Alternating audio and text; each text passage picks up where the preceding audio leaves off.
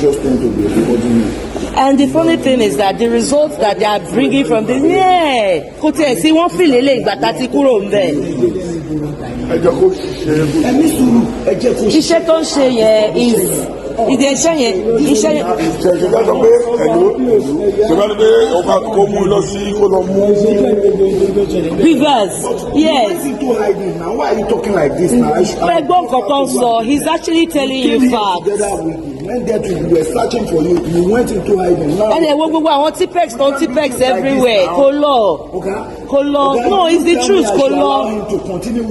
Yes, the thing he's doing is wrong because we are seeing the results here and not the results we had at the polling unit. And he needs to stop what he's doing because he's now entering everything into the master sheet for the beavers. Yes. Gbogbo nǹkan tẹ̀ ń ṣe yìí sí ó ti wà invalid already. Now lórí beavers and then gbogbo result tó enter sí láti bàtà kátó wá síbi àti ṣe now. Just 2 units láti ṣe ń dà rẹ. Yes, then wá missing gbogbo result tó enter bí it's not what happened at the polling unit. Kò lọ ẹja tiẹ̀ ṣe báyìí ẹja lo beavers. Yeah, ẹja lo beavers. No, but it's the truth. Òótọ́ ló ń sọ because ó ti change result. Ó ti change result. Wò ó nà ó ti change result. Gbogbo ẹ̀ àti wò pé gbogbo kíní yìí sè irọ́ ni. Gbogbo ẹ̀ irọ́ ni. Yes, we do. It doesn't matter. The beavers has the result. Let's go and get the beavers.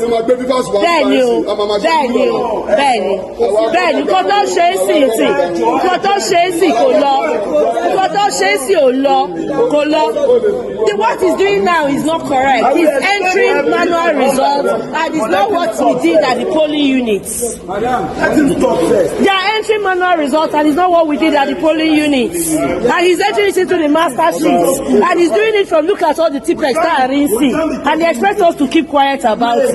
We told him to get the beavers machine. Let's start entering from the beavers, which is what we started doing from the other polling units. He says no. But look at all the Tipex we are seeing everywhere.